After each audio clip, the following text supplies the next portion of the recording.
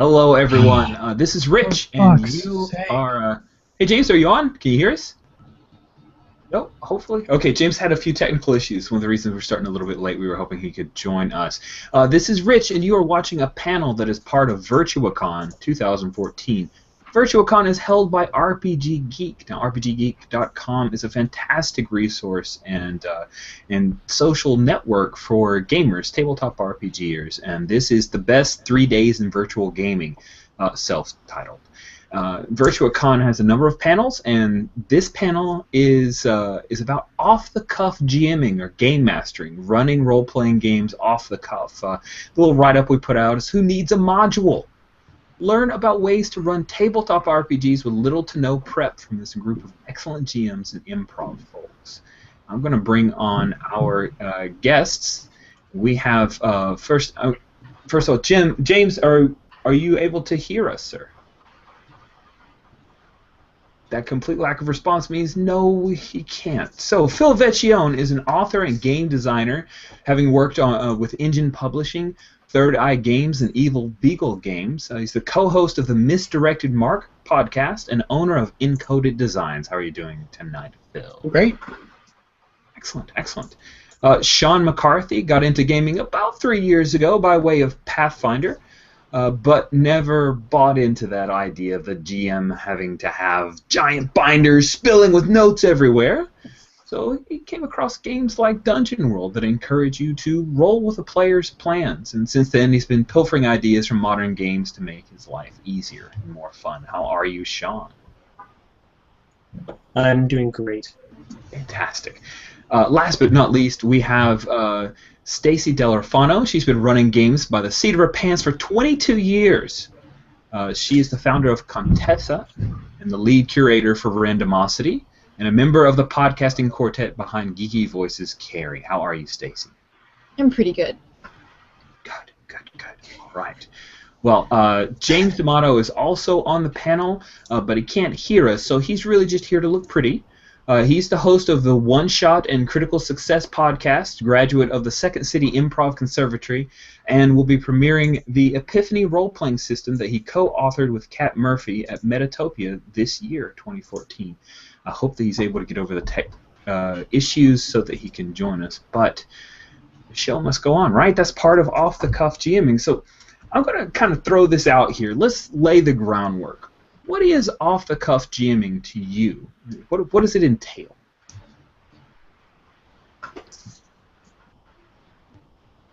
For me, it's about not having to rely on having everything planned out and scripted ahead of time. Being able to take what the players are giving you and turn it around back for them to give them what they're looking for in the night.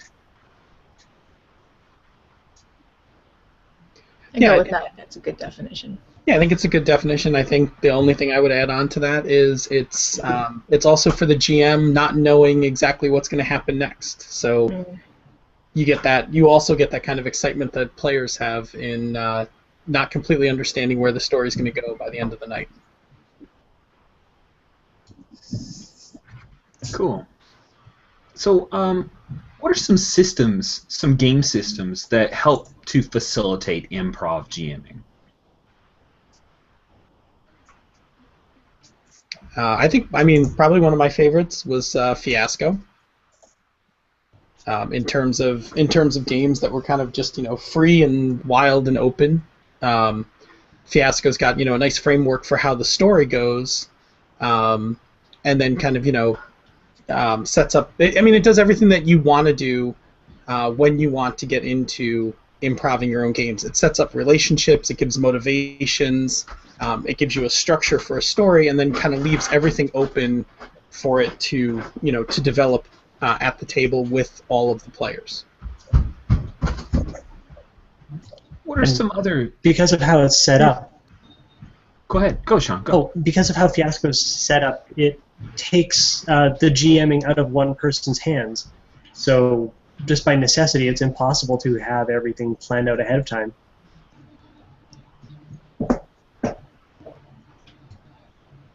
So it's just Fiasco? We should all just play Fiasco? That's all we got? See, I do this with games that you're not supposed to do that with, so I can't actually even answer that question. You can! Tell us. What's a system that you use, that you improv in, that you really shouldn't be? Any of the World of Darkness settings, second edition AD&D, pretty much anything. I haven't played a lot of games like Fiasco where that's actually built into the actual core of the game. It's expected that you're going to traditionally create a campaign and you're going to move through it like that. So walk me through, Stacey. I'm really interested in hearing about this because I think there are a lot more people who are going to try this with games that have a little bit more structure and aren't necessarily oriented towards it. So let's say that you might be running, I don't know, Changeling. What's something that you do off the cuff when you GM that game? Because there's a lot of stats and there's a lot of mechanics that are going on. There's like a 180-page combat section, right? It's ridiculous, yes. It's the rules and knowing all the stats and stuff like that is one thing. I mean, that's one of the things that actually makes it a lot easier to do any improv GMing altogether, is making sure that you know what you're doing and you know the system. And if you don't know it perfectly back and forth, you at least know where to find it in the book quickly and expediently while you're working. And it's one of those things where I love in games the mechanics of the games. So I want to use all of them.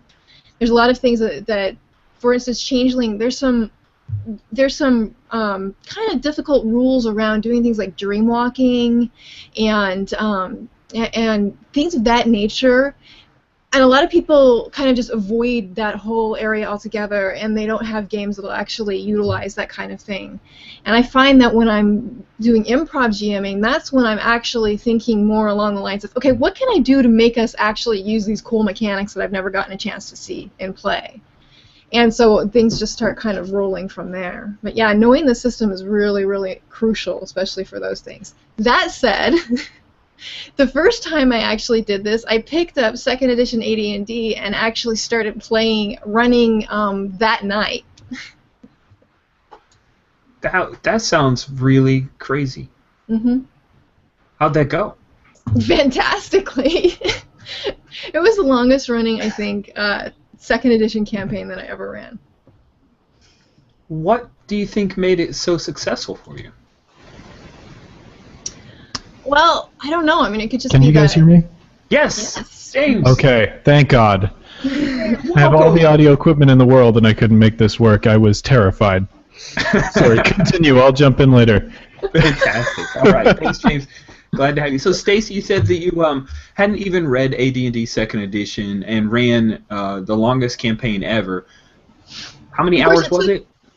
Well, this was when I was 18 and just out of high school, and I had, hours and hours and hours where I could game. We would do it overnight, and if I remember that correctly, it took us something like 3 or 4 hours just to get through character generation, because it was as you were going along and making your character, you were reading the book. Why is this that important? How do I do this? How do I do that? Where's this? Equipment list. But my favorite part was going through the equipment list thing by thing by thing by thing and choosing what I wanted to buy and thinking of all of the different ways that I could use those things in the game. But I mean, I had the game that I started, that first game was, you started out as a person in modern 1994 America, and you end up thrust into the Dragonlance world, because that's what I was into at the time. And it was freaking awesome. It lasted, a year or more, and then that was just crazy for me, especially. I get bored easily. Cool. Thanks, Stacey. So, James, the question that I'd asked was, are there any particular game systems that you feel help with improv GMing or make it easy for you? Absolutely. There are a ton of systems like that. I think my go-to would be Dungeon World. It sort of corrals everybody in that direction, in that it puts you right in the fiction, and most of the abilities are to encourage plot development that might not exist in other systems. So you'll have something like with the death mechanic specifically. When you die, there's a chance that death is going to offer you a deal to let you come back. And in that, to accept that deal, you have to accept a circumstance that is going to change your character and the way that character behaves.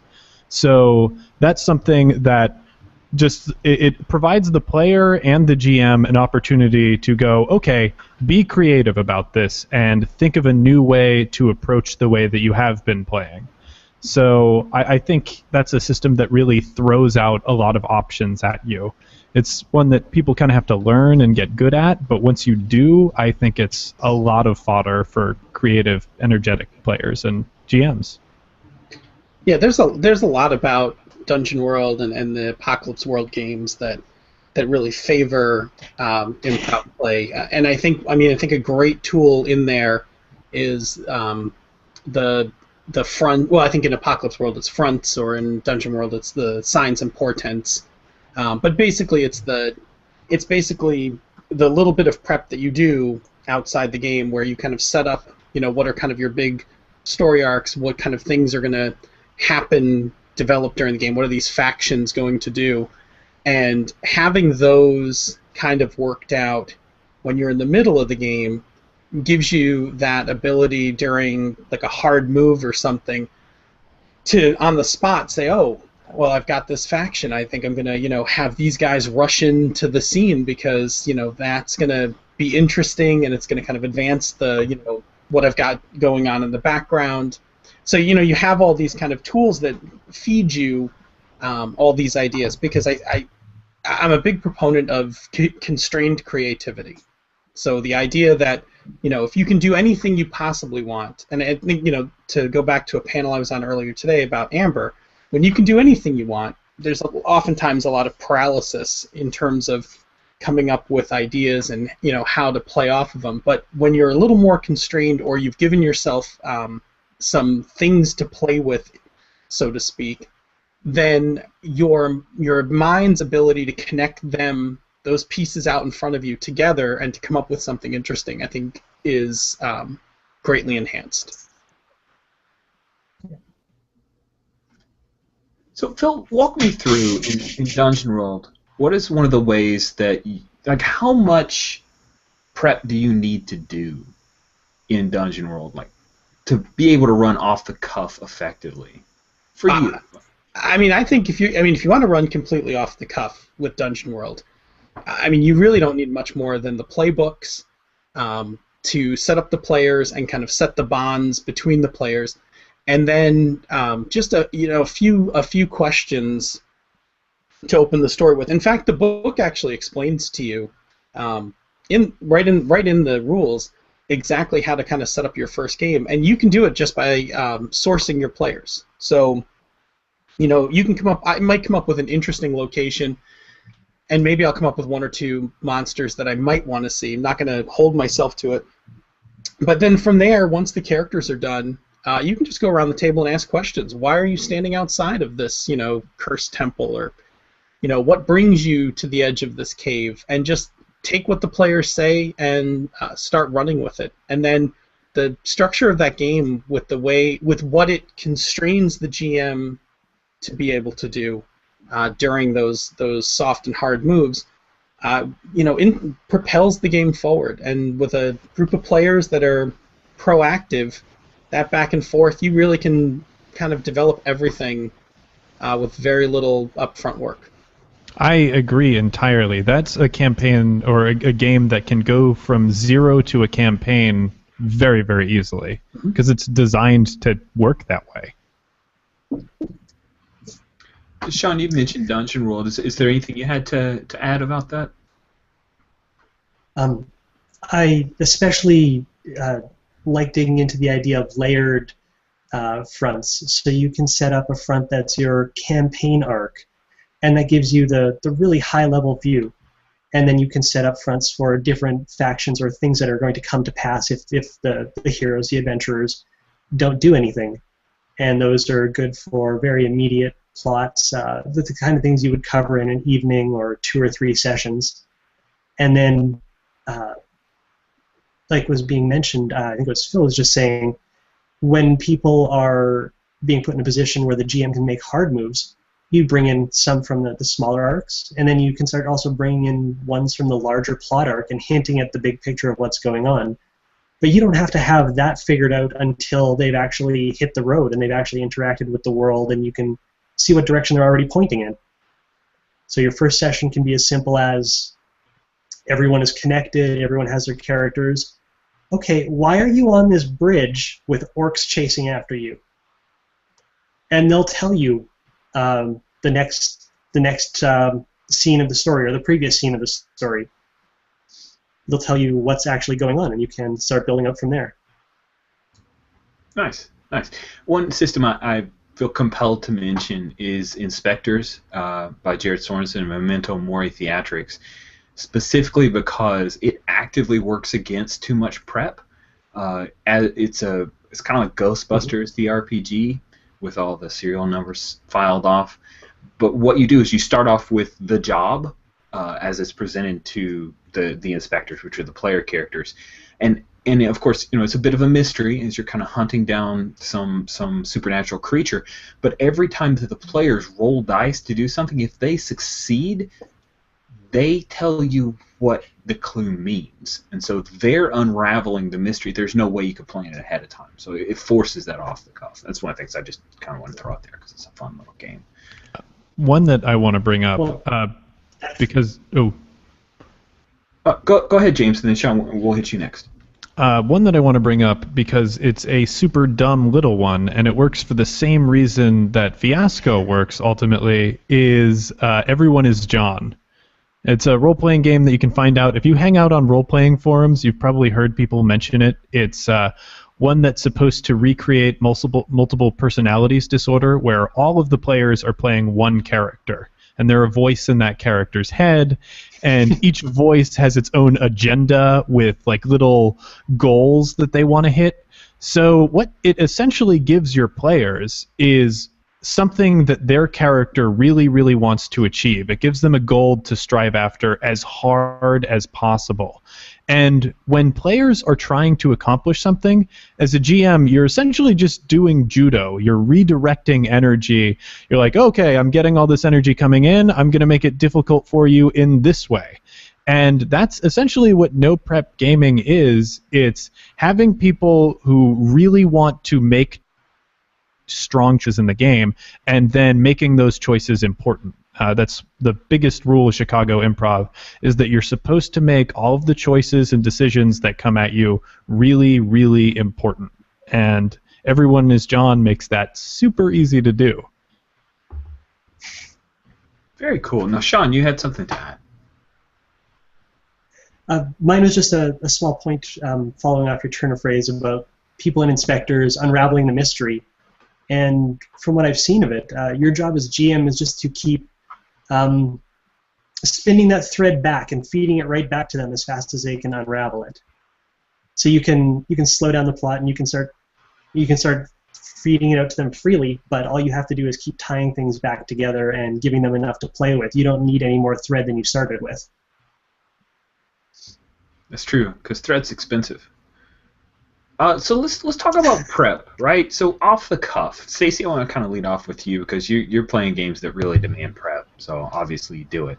Yeah. Okay. What's the minimum amount of prep you need, like an ongoing campaign, right? Because I think you're generally a campaign GM, would you not say? Mm-hmm. Okay. So in an ongoing campaign that you've been playing for, and if you can think of an actual example, that'd be fantastic. What's the minimum amount of prep you have? You have a cheat sheet? What do you walk in with? I force myself to 20-minute preps. I only will do 20 minutes. I'll actually set a timer, and I'll only work for that amount of time. And then when I get done in that period of time, I get done. It actually forces me to make choices about how I want to actually prepare. And usually I only prepare very, very vague things. Like, if there's an overall kind of plot arc that I've been kind of working with, kind of, sort of, then I'll start thinking about how does that actually play into what's been going on and what the characters have done in the previous session and in the next session. There's more a little bit along the lines of thinking. And there's certain things that I'm really, really bad at actually just pulling out off the cuff, like naming NPCs, and that's the big one, actually. They'd all be named Bob if I had to do it right there. So I try to know what it is that I actually need to prep. So, you know, if I'm going to have a bunch of NPCs and, you know, I need a particular type of name from an era or something along those lines, I'll actually just have, my notes might just be a list of names. So yeah, 20 minutes is the maximum that I'll actually do. And generally you go with what the kind of overarching plots are, and then any reference names, places, that kind of stuff. Cool. Yeah, it's more like a time for me to think about what has the world been doing while the actual characters have been doing the things that they've been doing, so that it can react to them. Nice, cool. Phil, I'm gonna pick on you. What's the minimum amount of prep you've got to do to whip out the hood? Minimum amount of prep. Depending on what I'm playing, most times it is a list of things a list of problems I would like to have occur in the game. So, no solutions, no optimal strategies or anything like that. Just the problems and/or complications I want to throw at the players for the evening. I may put it in an outline form, like some sort of chronological thing. Sometimes I just jot them down, it's just bullet points or something. I'm also terrible with names, so I like to keep like a list of names off to the side, so that when I do have to improv a name, I can just kind of quickly scan my list of names, cross one off, and take it and run. And I have a few other kind of tools to that point.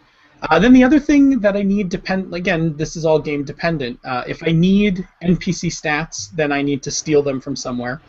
I'm viciously lazy when it comes to prepping NPCs, so I will reskin any stat block that I can get my hands on. So a lot of times it's a matter of looking through a book and saying, I don't know, that orc stat block could sub for a small golem. That'll work, because no one's going to know. I need a couple of stats to reference for the game. So that's a big one. I never worry about maps because for me it's a huge time suck either to make them or try to look for them. So most of my stuff is terribly drawn on whiteboards, and I run with that. So yeah, that's probably it. Some NPCs, some names, and some complications that I need to have happen in the game. Cool. So, James, Sean, either you guys want to talk about your minimum prep? Who wants to step up first? I can hop in. For minimum prep, bare minimum, for my groups that meet during the week, generally, I need no prep whatsoever. I'll go in, we'll have a conversation before the game, just like about nothing, and we'll sit down and we'll start playing. I'll have a monster manual next to me, and when I feel that they have wandered into a situation that requires a fight, I'll pull something out of there, or I have, a big file full of NPCs or whatever, I'll grab something from there. I really sort of let the players lead the session, and if they do something like look for a job and they want me to supply a quest for them, I will usually just choose a voice for an NPC, and whatever quality that NPC's voice has is generally going to lead them down the path of whatever adventure they do. If it's like a really shisty goblin or like dirty dealing dwarf, they might end up doing some sort of break and enter quest. If it's a priest or paladin, something like that, they might do some holy quest. It really depends on who they decide to talk to and how they try to find their adventure. Luckily, all these companies are publishing enough information that you can pretty much pull anything you need out of a book, and you don't need to do anything. Sean, what about you? What's your minimum prep to step into a game and feel comfortable? Minimum prep for the first session is going to be a little bit longer for me, just to try and figure out a little bit of the bigger picture of what's going on. But for a recurring game, it's closer to half an hour. I can't go in completely cold. I wish I could. But we don't play often enough for me to just remember exactly what was happening last week. I do need to sit down and I'll usually have an ongoing network map of the different characters, how they're what different goals they have that are playing off of each other, and different things that have cropped up that I can use to leverage them a little bit against each other or against the world who's heading in the same direction. And a little bit I'm relying on cheats like lists of names. Those are perfect. List of names, list of occupations, and then just list of descriptive words that I can use for locations. And then, yeah, like James was suggesting, finding a way to come up with jobs on the fly so that they're not standing around doing nothing. If it's a hooray, we're on an adventure, let's go do some stuff game, knowing we're going to a temple, there's a militarist priest in there, he wants us to kill something in a nearby parish. You can roll some dice, look at a table, and you've already got an idea of what needs to be done. You can come up with things that fit the story that's going on to flesh out the actual details, but you've got the hook right there. Cool. Sean, I'm going to a little bit of putting the cart before the horse here. I ask you, why is it that you GM off the cuff? Everybody else get ready for your answers too. So, Sean, why is it that do you prefer GM off the cuff, or do you prefer prep and you just happen to off the cuff because of some reason? I really enjoy GMing as if I was also playing, or GMing with the mindset of playing at the same time as the players, and learning as much about the world as they are too. I don't really want them to just play out the story that I have in my mind, so I have to leave enough blank edges for them to paint some stuff in on their own, or for us to paint it together. So I do just enough prep to get by, I guess. Phil, what about you? Do you prefer off the cuff, or is that just a thing you do? No, I was a very traditional heavy prep game master and have drifted into low prep, no prep kind of jamming, primarily for the high that comes with it. I honestly believe there is a high that comes off of that being on the spot and having to ad-lib and think on your feet. Because I know, like, when I finish a game, I run my games in the evenings, and I finish my game and I cannot go to sleep right after a game. Like, I'm up for another hour or so because I'm still kind of buzzing off of the excitement of, having to take what the players threw at me and, just thinking through it. And so, yeah, I'm pretty sure there's some sort of neurochemical high that comes with that kind of style of play. Absolutely, yeah. Stacy, what about you? Sounds like you can't help it, right? I can't help it. When I was younger, it was because I was too lazy and impatient, mostly, to actually spend time reading and prepping. That just sounded horrifyingly boring because I just wanted to play the game.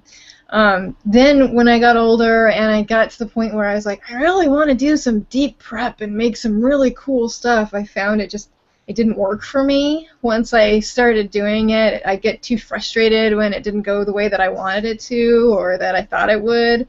And then I was just kind of like, why am I even doing this? And so I started just prepping one session at a time, very little prep to actually put into it, kind of just letting things go the way that they go, which helps because now I don't have any time to actually do any prep. Yeah, I'll come to you in a second, James, but I got to tell you, Stacey, that age-old adage that, like, the GM's best laid plan of the GM never survives first contact with the player. I just want the person who whines that out on a forum, I just want to put my arm around them, on the back, and say, why either you like the prep, right? If you like the prep, dude, go for it. Prep your butt off. Oh, they just like to get views. Solo fun your heart out. But don't complain to me that your prep, the story you've written, that the players don't want to just jump in and be your marionettes. I'm sorry. So James, why do you off the cuff? It sounds like you kind of got an improv nature. Is there anything else that kind of motivates you? So off the cuff, it's actually the system that I'm going with determines whether or not I'm going to be off the cuff or I'm going to incorporate some prep. Different systems, I think, accommodate and work with different GMing styles, and I just sort of adapt myself to whatever is going to be thrown in front of me. For a game like Shadowrun or something super, super crunchy, you need to sort of have all of your contingencies, laid out for you. Or if I'm going to run a con game, this year at Gen Con, I ran a game called Flight of the Robins, where everybody played Batman Robin characters, solving a mystery. And especially because it was a mystery, it was a heavily crunchy game, because I ran it in Shadowrun 4th edition. It was just, I needed to have all of my ducks in a row, and I needed to be prepared to react to the players with every sort of contingency. Otherwise, they were going to feel cheated, as though their choices weren't supported as much. So for a game like that, I was prepping, almost straight. But for my normal play games, which is usually encourage and foster creativity, they, feed off of that creative energy, and they want you to be sort of loose and free with what your story is going to be, and they want the players to make strong choices and have a lot of input. So because I play so many different systems on a weekly basis, I just do whatever the system expects me to do, and I sort of judge that based on reading the rules. Stacy, again, you're obviously doing it wrong, because the systems you're running demand prep, so you have to work. That's okay. I do absolutely everything wrong. I'm happy with that.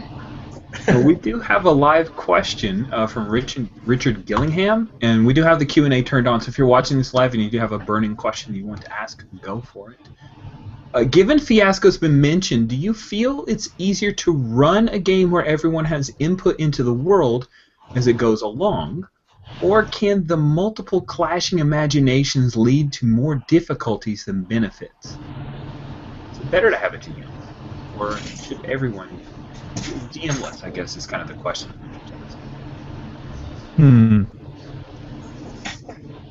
Well, I think it depends on how comfortable everyone is with collaboration, because I think people do well collaborating together, but I don't think people always know how to collaborate initially, and so I think that there is.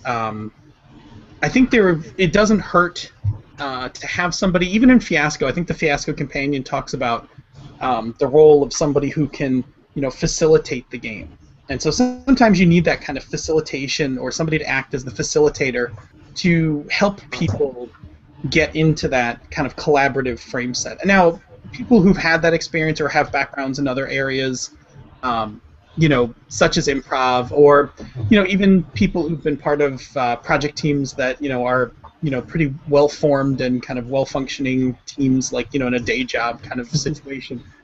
I think those people find it easy to kind of jump in without a central person facilitating. But I think that if you're new to the experience, it can be tough, and to have somebody who can, even in a game of Fiasco, who's not going to be the GM, but who kind of takes the role of kind of helping everyone and facilitating that kind of initial collaboration, I think is a big help. Interesting. I am very much in the mind of, if you add a GM type role or a facilitator type role to Fiasco, you have made it a completely different game. I think Fiasco is the sort of game that you need to play like 2 or 3 times before you actually know how to play it. And for that, you do need somebody at the table who at least has played it before and is used to that play type. But after that, you have those 4 or 5 players leaning on each other, and they're responsible for keeping that structure standing, And a little bit of chaos is that's part of the fun of the game, because people can make huge decisions. People, if you are at a table full of people you trust, people can kill you in the first act of Fiasco, and you'll still have a role in that game later on. So I think Fiasco can feed off of the chaos, but you need to prepare yourself for that. If you go in thinking, oh, this is a role-playing game like Dungeons & Dragons, you're going to get eaten alive.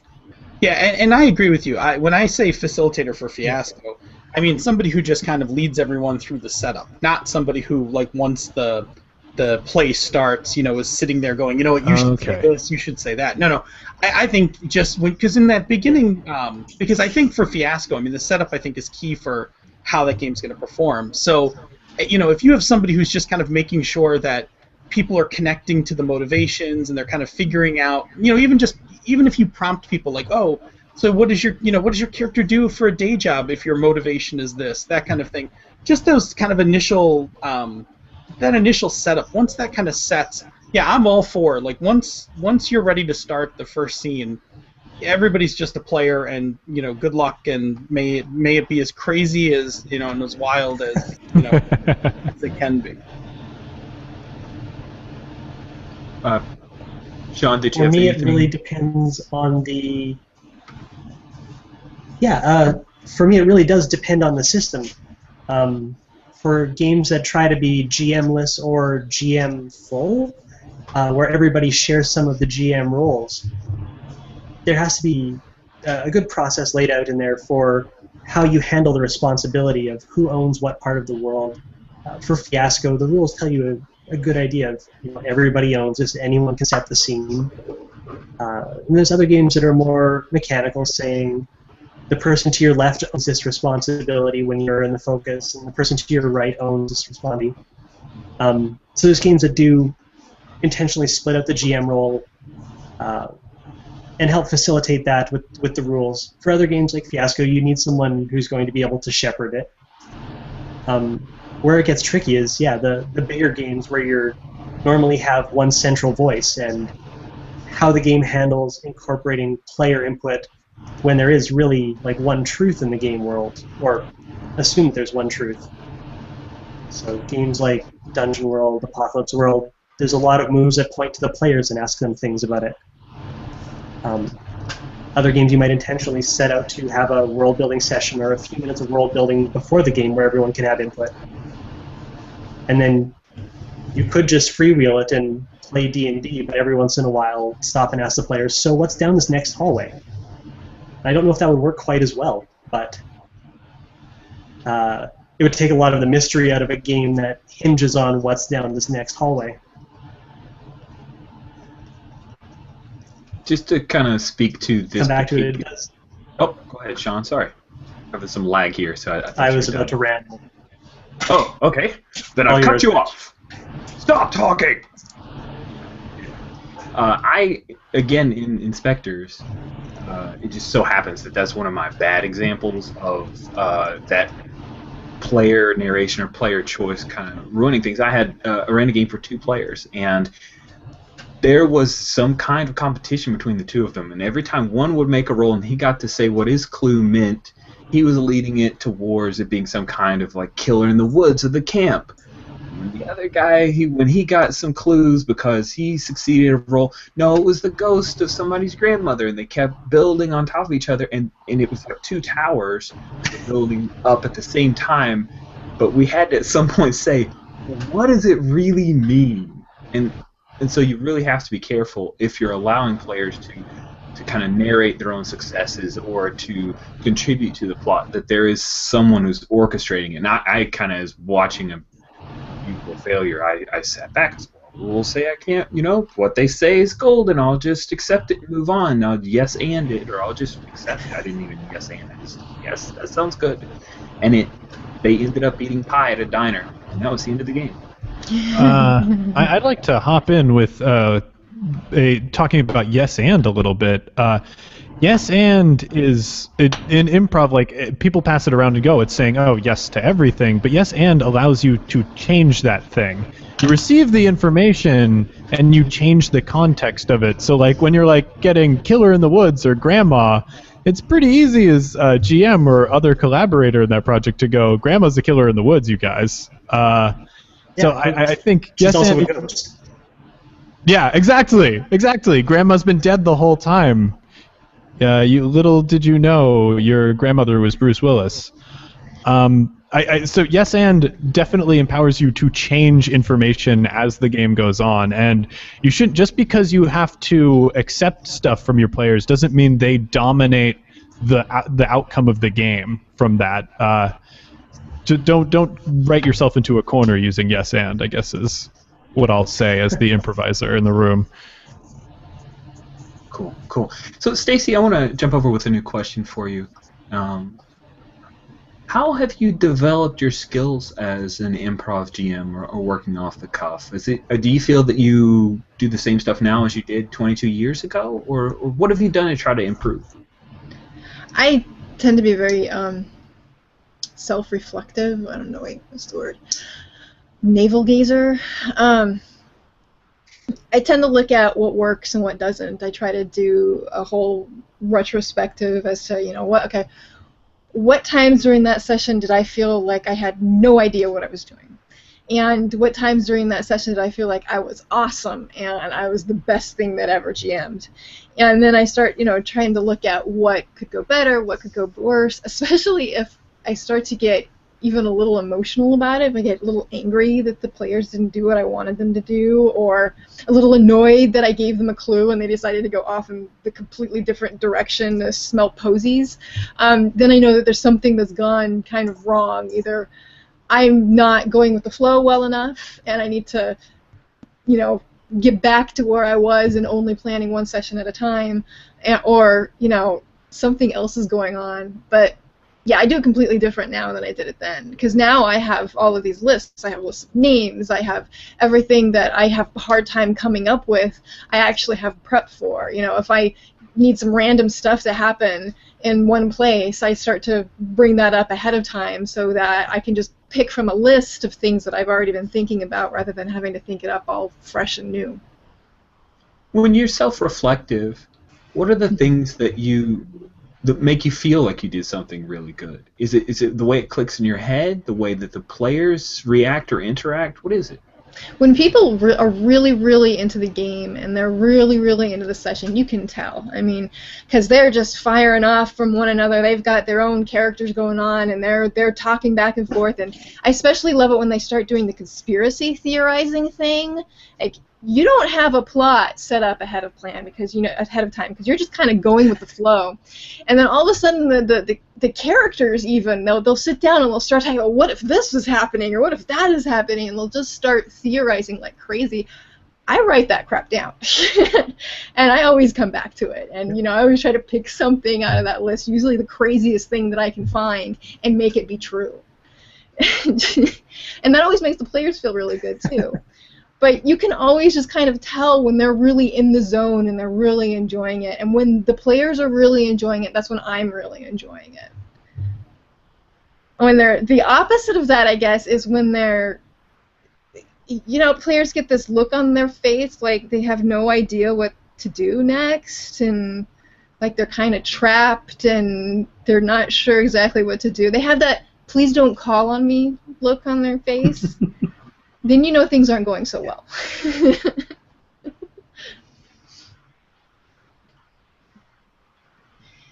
It's hard to throw them a softball then without leading them around by the nose back to what you had in mind. I try to remind them of things when that starts coming around. Because that's the other thing, players are really bad about remembering what's going on from one session to another. Sorry for the meowing.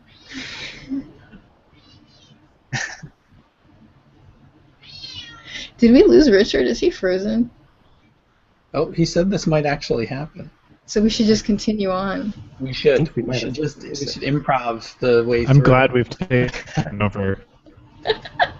To go off of what you were saying, I keep a stack of index cards next to me while I play, and so I'm constantly writing myself little notes during the game. Things that the players say, or there'll be a moment in the game where I'll be like, I don't need to use that now, but I'm totally going to use that like a session or two from now as kind of a callback. So, I will jot myself a note, and then at the end of the night I wind up taking all those index cards, and they're all my stuff's electronics. I take the index cards and scan them, basically with my phone into back into OneNote so that I have them later for just that purpose. So I go back through those cards and I pick out things and that was I totally want to pull that into this session.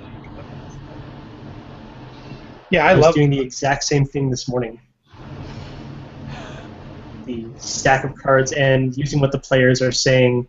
When you know that there's a gap that needs to be filled later in the session, you have something that a player mentioned earlier on. So This morning I was running something in a haunted house in an orphanage, and one of the players said that they missed their teddy bear. It's their children. Later on, they're down exploring the basement, and they find a room full of like busted up teddy bears. This player's like, okay, there's something for me to do here. This is perfect. I am connected to this scene that's happening. That's awesome.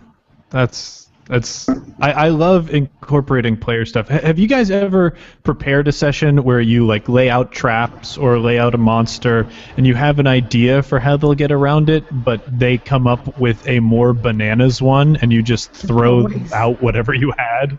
Always. Yeah. Yeah. In fact, I try to now not script any solutions. Like I purposely will put down like this is an ambush and not any details of how they will get out of this. Just this is an ambush and this is what is going to happen, and then I just sit back and see what the players will come up with, and then it's a matter of at that point it's a matter of yesing it or let's go to some rules. Say yes or roll the dice.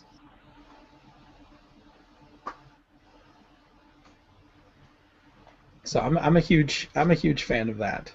I try to force myself not to try to think that way at all, because I always, as I'm working on something, start thinking down that line of what if they do this, or what if they do that, or how are they going to actually get through this? So I have to force myself to stop thinking that and just say, just make the trap the way it is, or just make the setting the way it is, and see how they interact with it, and just go with it. I think the moment that you start going down that path is where all chaos breaks loose. Well, and I think you subconsciously, if you come up with an optimal solution when you're prepping it, then subconsciously you start to GM it in the game. Like you will start to gradually steer your players into that path. So yeah, I purposely I do it now too. I cut myself off if I catch myself saying, well, if the players do ... and then I just delete all that and say no. I don't care what the players do until they actually do it. Right. I let myself follow those rabbit holes a little bit further. Like, what if the players do this? Okay, that'll be cool. Maybe here's the direction that we can go. Maybe I can use it for a totally different solution, but it gives me a little bit of a heads up of what directions it might go if I try and think like someone who's trying to solve the problem. But not scripting all that in, not limiting it to those exit points.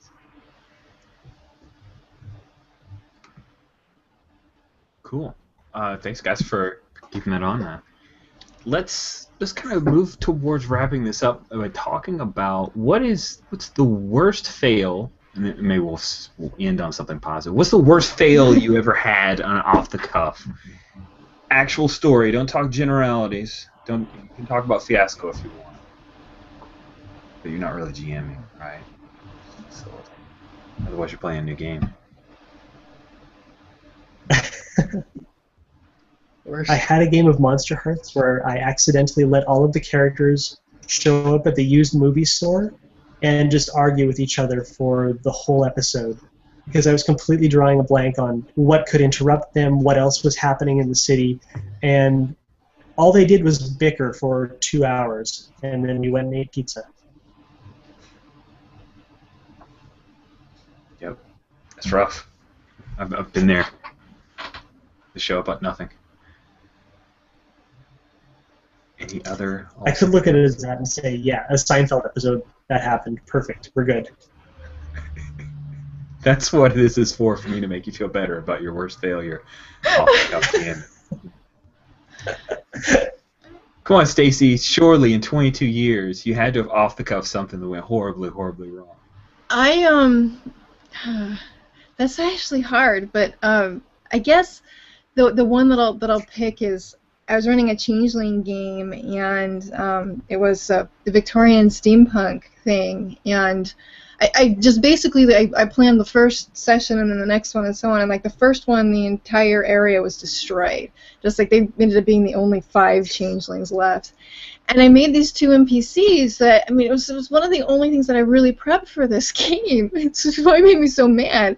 I made these 2 NPCs that were supposed to be because they were brand new characters and they were also brand new players to the game. So I wanted at least 2 NPCs around that could actually help them out a little bit if they had weird questions. And somehow or another, I managed to set the scene up in a way that everybody, they were paranoid about these 2 characters, and when they finally met them again after everything was destroyed, they tried to kill one of the characters. And so, I had to figure out what exactly to do with that. They didn't want to trust them. I had to try and get them to trust them again because they were going to be the core information dispensers of the game, and without those 2, I didn't know what I was going to do. And I couldn't get them to trust them, and then the culmination of it, which actually led everything back to get on track again and me to get my mojo back, I guess, was that I sent them off in search of a key for a door that they had to make.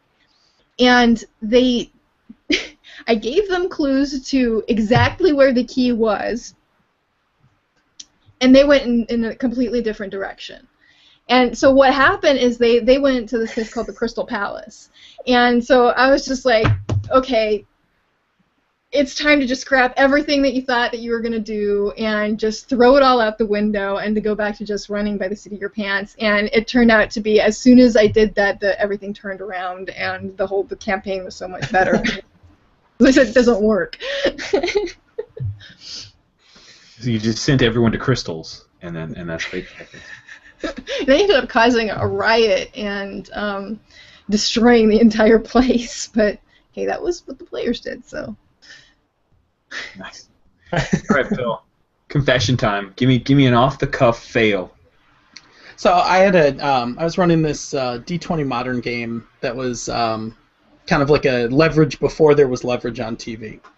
And I, as a just off the cuff, I wanted to rattle the players' cages, so I blackmailed one of the players that this kind of higher level bad guy kind of knew what kind of bad stuff they were up to. And my goal was just kind of shake the players up for a session or so. But they went crazy. They could not let off of it, and they stopped doing everything else in the game. Every other storyline in the game, in the campaign, shut down, and they chased this guy endlessly. And so I tried to give him an out, and I was going to kind of cut him in on kind of the Amway of blackmailing deals, where they could work for this guy and blackmail other people.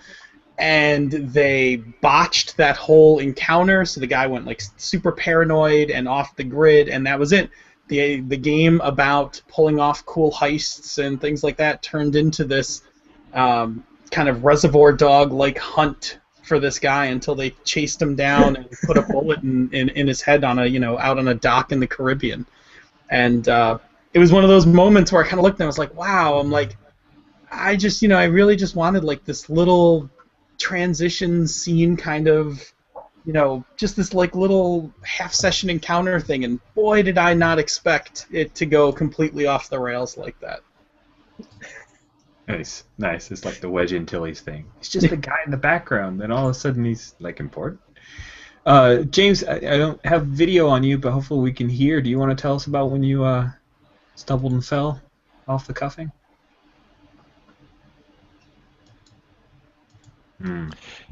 Oh, there we are. Yeah, I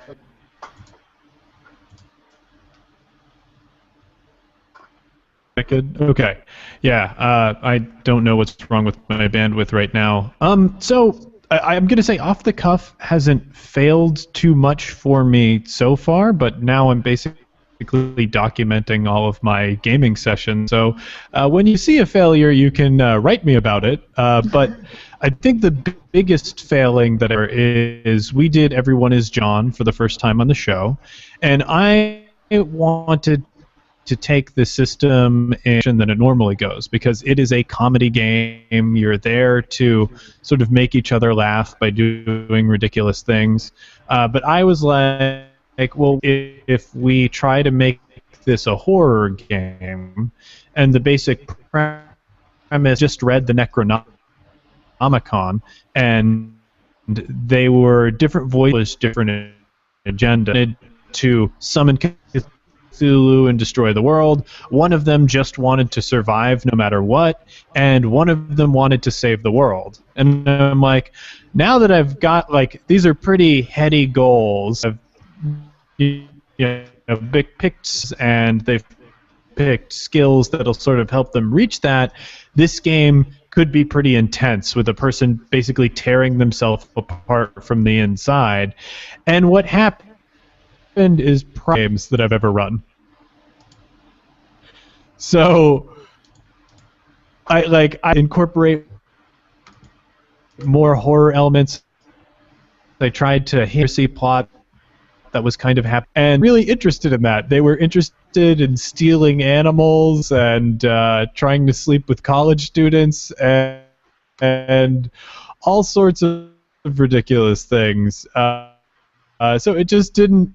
It missed the mark, and perhaps if I had more preparation to, or maybe if I had like group what their needs were and what they wanted to do, I could have run to the mood of the game that I was going for. But I'm not sure that was due to lack of prep, but it was certainly my biggest failure, and it's on air, and you can hear that whole thing come crashing down. Cool.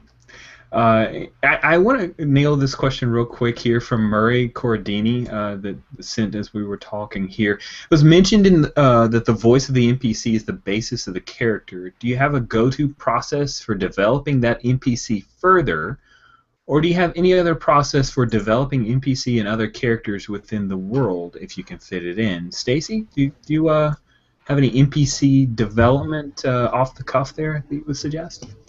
Have you heard of the Storymatic cards? No. What's this?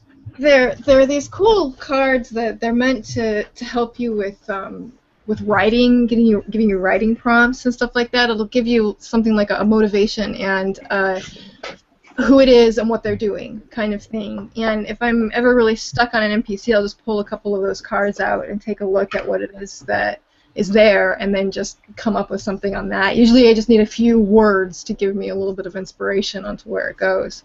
Otherwise, sometimes it really is based on how the players are playing their characters. Sometimes I make NPCs just because I know it'll irritate one of the players' characters, or just because I know that they'll get along really well. Sometimes that's how those things come up. But yeah, I like to use little tools and things like that to actually help me out and build the NPC a little bit more. And I've had a couple of NPCs actually go from being the NPC that stands in the background that we're just talking about that doesn't do anything and actually become a greater part of the game as a result of doing that. Yeah, I had a turnip salesman with an interesting voice who became critical. It was not my fault. So I think there's some cards being shown by Phil. I'm going to highlight you real quick here. Yeah, those are cool too. Yep, I've got two favorites. I've got the short order heroes, which is personalities for NPCs, and these are great. You just draw a card. It's got a personality and a little picture of a person. So I love these, and I actually keep these out no matter what game I'm playing, so that when I have to come up with an NPC really quick, I can just grab it and go. And then the other one I have, which I like, I think it's along the lines, the same thing as Stacy had. I have, get it in the camera. There we go. There we go. So these cards are great, and these are a bit more for these have plot and motivation and those kinds of elements on them. But these cards are really neat, and they have both a positive and negative connotation on each card. So, if I'm looking for kind of what I need for the next, step or something, I can like flip one of those cards over and take a look and see if it provides any inspiration. Very cool. Since we're doing that, the show and tell, the ultimate toolbox is something I use for NPC, just like quick off the cuff, because it's a lot of tables of all D20 driven stuff that can give you motivations or keys, ideas, weird quirks and traits. This is from AEG. it's way crazy expensive, but I've gotten that much use out of it over the last 10 years. And names, Stacy, I don't know if you were aware of the Story Games Names project, but it's free online, but you can get it through Lulu. It is very thick, it is brilliant and wonderful, and has lots of cool names. So, just a couple things there in the show and tell section. James, you're back. Did you have any NPC voice for developing an NPC off the cuff?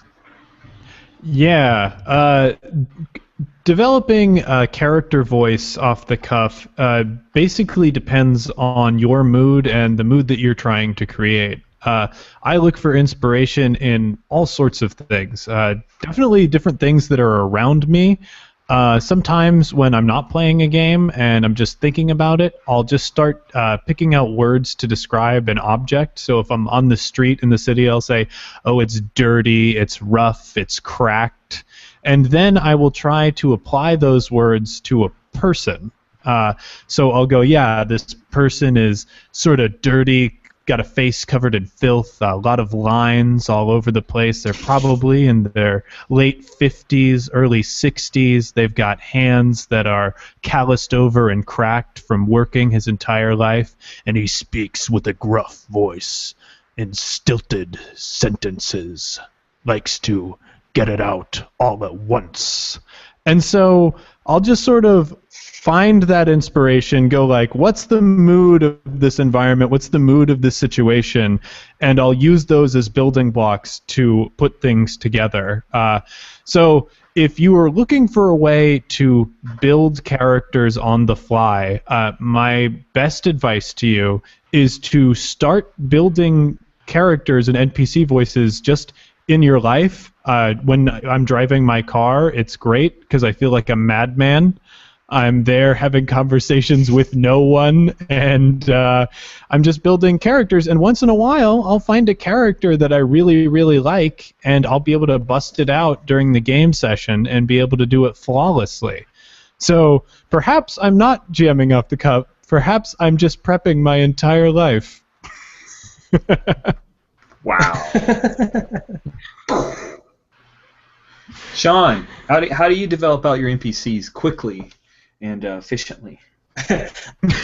Because I can't touch that one. I've started assembling something like your giant toolbox, where I do have like a list of occupations that kind of transcends era. A couple of different lists of names that sound like certain cultures, or just like phonetic assembling names. When in doubt, I steal a character from a movie or a TV show or a book that does not match this one. I'll put Matthew McConaughey from Dallas Buyers Club in the middle of, a post-apocalyptic game, for example.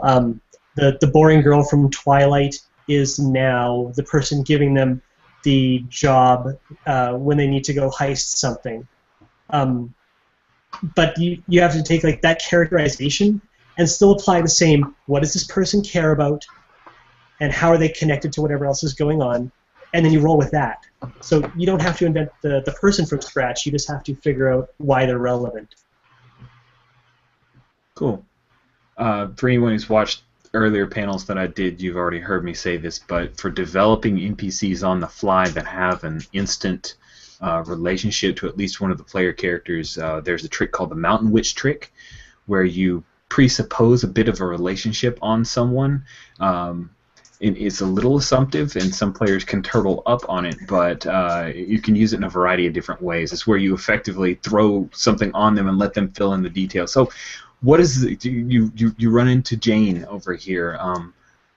Why did she slap you the last time that you saw her? Nobody even knows who Jane is, but we just throw that out there and let them go wherever they want with it. It immediately creates a relationship with that NPC, and that could be a slap, like a joke. Oh, well, it was just a joke, or it could have been I really did them wrong, or so there are a lot of ways they can take it, and I didn't do any of that work really. It's all on them. So we'll go ahead and move to close here. So any last thoughts from you guys about off the cuff GMing? Anything we haven't touched on that you really feel a burning need to make sure that we highlight? You should just do it. Don't be afraid of it. If you're somebody who's traditional prep and are worried about it, it's scary the first time or two, but you'll realize that you're more than capable of doing it. You just have to kind of let go and just let it happen.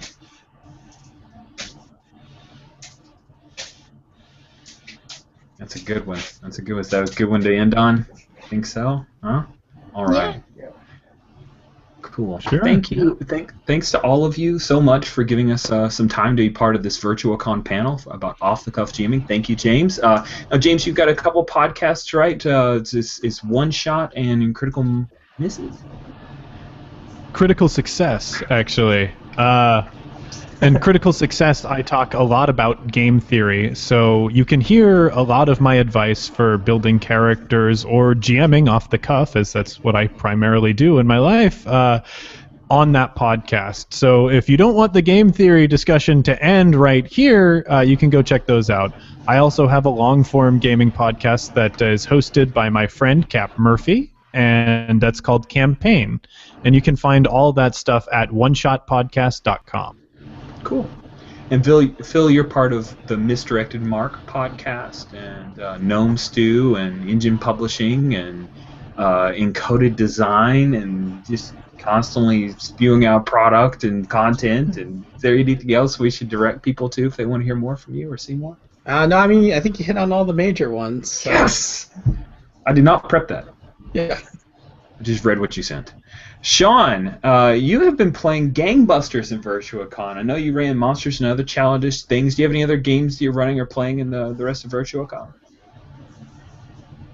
I got a chance to play Siren also earlier this morning. Another game that relies heavily on just making stuff up as you go along. But that's all I've got booked in because it's Canadian Thanksgiving this weekend, and I have to go make pretend with real people that pretend that they're my family. So that's it for my weekend. Not to be left without a plug, go check out the 24-hour RPG entries. Read them, play them with your friends if you get a chance, and vote on them. And next time the contest comes up, same advice that he just gave. Just try it out. Just come up with something and give it a shot. Try making an RPG. It's scary and it's fun. And that's on RPG Geek, right? We can find the 24-hour RPG entries on the Geek. Yep. Head to RPG Geek. It should still be right up on the front page and with the newsfeed. Fantastic.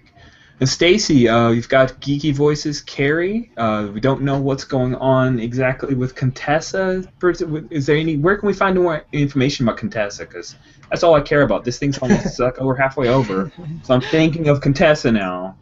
Well, the website is contessaonline.com, but it's currently kind of quiet. Within the next, I'd say 2-3 weeks, we're going to make some big announcements, and we're going to be pulling in a lot of new content, and we have some ongoing articles and things like that are going to start showing up on the blog, as well as we're going to be doing one-off events and things like that. We're trying really hard to get into doing some educational GMing stuff, so you should see, I don't want to call them panels, but maybe more like seminars or something along those lines where we're specifically trying to hit on very particular issues. And then Geeky Voices Carrie, you could just Google because I don't know exactly where it is. I swore I'd only get in that project if I didn't have to do anything. And Randomosity. You usually link in when you start. You guys record on what, Tuesday nights or? Monday nights, every other Monday night. See, Voices Carry make me think of Till Tuesday, and so it's always inextricably linked.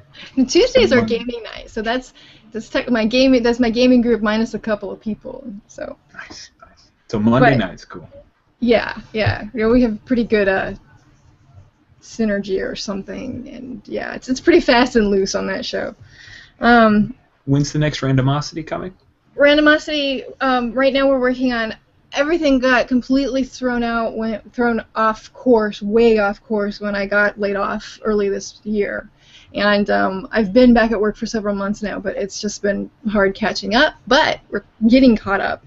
Next week I'm sending Lust, which is Randomosity #2, to the printers, and actually going to get some printed versions of it. Randomosity number 3, Resurrection, is almost done, and it's coming out really cool. Since we had this really long delay, we lost a few of our artists and people to real lives, so we're going back through and trying to seal everything up so that we can get that one out. And then after that, we're going to be doing Revolution. So right now, Googling is probably the best way to find it, just Randomosity, and that's another website that I have to finish creating so that it's up and running. And all of the copious spare time that I lack. All right. Well, thanks all of you for appearing again. I think it's like the 4th time I've thanked you, but I mean it this time. The other ones were insincere because I had to keep doing it. Hey, thank you for having us. That's all I was after. All right, we can end it now. You guys have a great night.